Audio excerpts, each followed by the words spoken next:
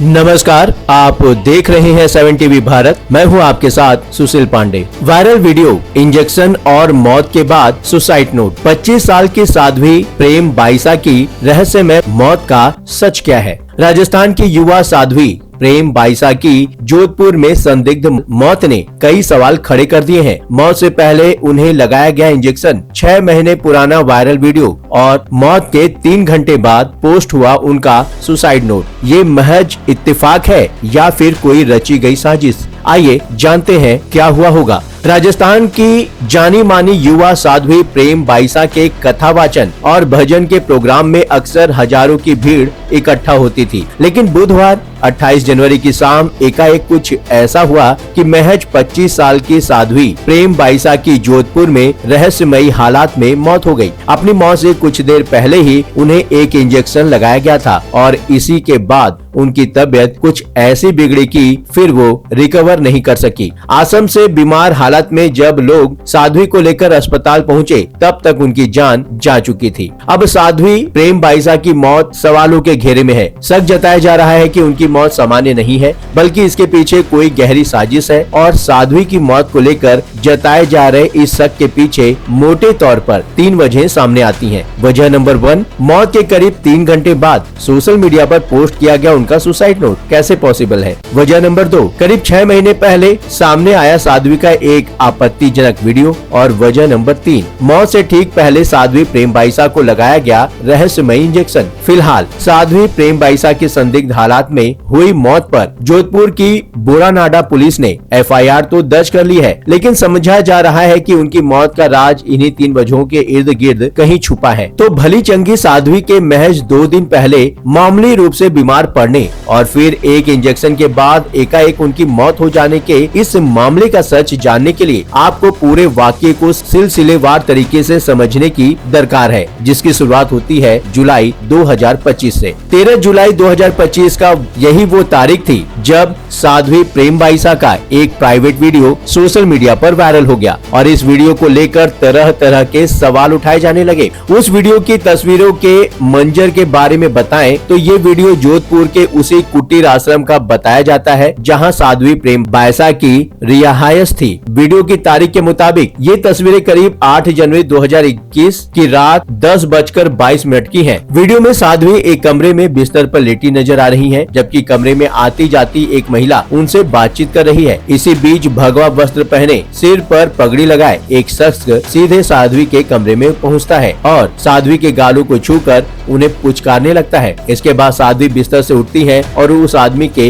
गले लग जाती है। वो शख्स भी साध्वी को आलिंगन करते हुए थोड़ी देर के लिए उन्हें गोद में उठा लेता है। बस इसी वीडियो के बहाने सोशल मीडिया पर लोग साध्वी और उनके साथ नजर आ रहे शख्स को जज करने लगते हैं और उनके आचरण पर सवाल उठाए जाने लगते हैं। असल में वीडियो में नजर आ रहा ये शख्स कोई और नहीं बल्कि साध्वी का गुरु वीरमनाथ है, जिसे साध्वी अपना पिता मानती हैं। लेकिन पिता के साथ साध्वी की इन निजी तस्वीरों ने साध्वी और उनके गुरु के रिश्ते पर भी सवाल खड़े कर दिए थे। ये बात और है कि तब साध्वी ने इन वीडियो के लीक होने पर न सिर्फ आश्रम के ही कुछ लोगों के खिलाफ FIR दर्ज करवाई थी, बल्कि इसके लिए अपनी सफाई भी दी थी। साध्वी ने तब बताया था कि ये तस्वीरें तब की है जब वे गहरे अवसाद में थी और उनके पिता उनसे गले लगकर उन्हें ढांढस बंधा रहे थे। साध्वी ने इस वीडियो को लेकर जो शिकायत दी थी उसमें उन्होंने बताया कि उन्हें बदनाम करने के इरादे से उनके आश्रम के ही कुछ लोगों ने साजिशन इस वीडियो को वायरल किया था और इसे वायरल होने से रोकने के लिए उनसे 20 लाख रुपए की मांग की थी। साध्वी ने जिन 3 लोगों को इस मामले में आरोपी बनाया था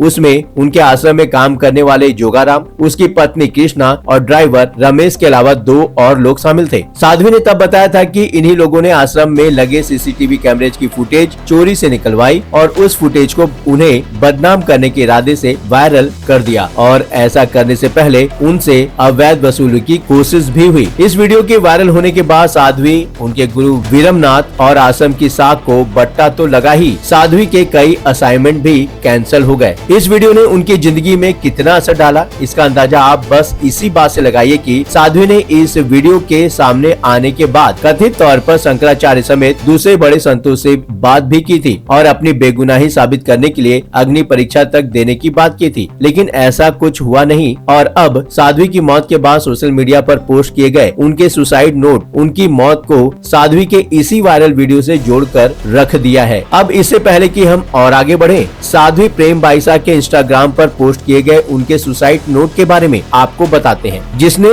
इस मामले को पूरी तरह से उलझा दिया है, क्योंकि उनका ये सुसाइड नोट उनकी मौत के करीब 3 घंटे बाद सोशल मीडिया पर पोस्ट किया गया है। ऐसे में सवाल है, आखिर कैसे? लेकिन इस सवाल का जवाब जानने से पहले आइए साध्वी की पोस्ट पर भी नजर डालें। उसमें ऐसा कुछ है, साध्वी की पोस्ट है, मैंने हर एक क्षण सनातन प्रचार के लिए जिया। दुनिया में सनातन धर्म से बड़ा कोई धर्म नहीं है। आज अंतिम श्वास तक मेरे दिल में सनातन ही है। मेरा सौभाग्य है कि मैंने सनातन धर्म में जन्म लिया और अंतिम श्वास भी सनातन के लिए ली। मेरे जीवन में आदि जगत गुरु शंकराचार्य भगवान, विश्व योग गुरुओं व पूज्य संत महात्माओं का हर पल आशीर्वाद रहा। मैंने आदि गुरु शंकराचार्य और देश के कई महान संत महात्माओं को लिखित पत्र लिखा, अग्नि परीक्षा के लिए निवेदन किया, लेकिन प्रकृति को क्या मंजूर था। मैं इस दुनिया से हमेशा के लिए अलविदा, लेकिन ईश्वर और पूज्य संत महात्माओं पर पूर्ण भरोसा है। मेरे जीते जी तो नहीं तो जाने के बाद तो न्याय मिलेगा। जाहिर है इस सुसाइड नोट में वो अपनी मौत की बात भी लिख रही हैं और साथ अग्नि परीक्षा देने की पेशकश करने का भी जिक्र कर रही हैं। वो पेशकश जो वो पहले भी वायरल वीडियो के सामने आने के बाद कर चुकी थी। यानी उनकी मौत का कनेक्शन उस वायरल वीडियो से भी जुड़ता है, जिसने उनकी और उनके गुरु की जिंदगी में भूचाल ला दिया था। मगर सबसे बड़ा पेच ये है कि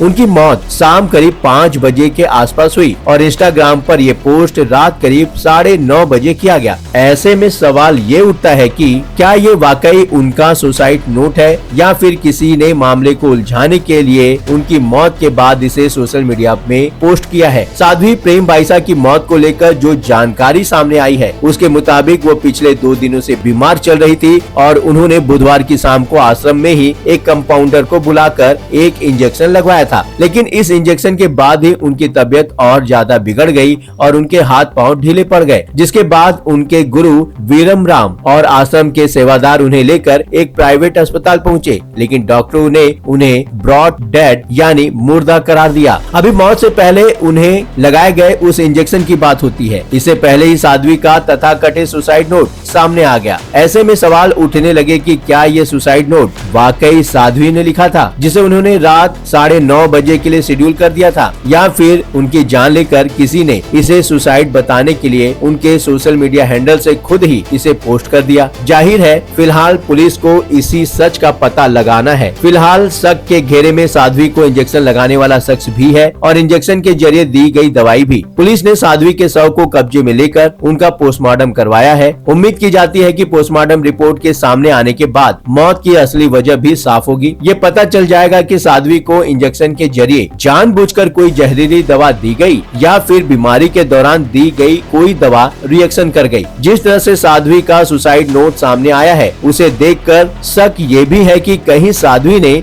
जान देने के लिए ही तो खुद को कोई जहरीला इंजेक्शन नहीं लगवा लिया। सवाल कई है जिसका जवाब पुलिस को ढूंढना है। इसी बीच साध्वी प्रेम बाईसा की मौत को लेकर रहस्य तब और भी गहरा गया जब पता चला कि साध्वी के साधना कुटीर आश्रम से अब सारे सीसीटीवी कैमरे हटा दिए गए हैं। सवाल ये है कि ये कैमरे क्यों हटाए गए और इसके लिए आदेश किसने दिया। इस वक्त जब मामले का इन्वेस्टिगेशन चल रहा है, आश्रम से कैमरों को हटाया जाना क्या सबूत मिटाने की कोई कोशिश नहीं है, इसलिए इस पहलू पर भी जांच कर रही है पुलिस। लोगों की शिकायत है कि साध्वी की मौत के बाद खुद साध्वी के पिता ने पहले उनके शव का पोस्टमार्टम करवाने से इनकार कर दिया था, लेकिन जब समाज के लोगों ने सच्चाई सामने लाने के इरादे से उन पर दबाव बनाया तो फिर वो राजी हुए। साध्वी के पिता और गुरु वीरमनाथ के साथ इस मामले पर साध्वी के अनुयायियों के बीच कहासुनी भी हुई है। जाहिर है ये सारे तथ्य इस तरफ इशारा करते हैं कि दाल में कुछ काला जरूर है, कुछ तो ऐसा जरूर है जिसे छिपाने की कोशिश हो रही है। आखिर क्या है साध्वी की मौत का सच? जाते जाते एक छोटी सी गुजारिश आप सभी से, आप हमारे चैनल को सब्सक्राइब करें ताकि आपका हमारा रिश्ता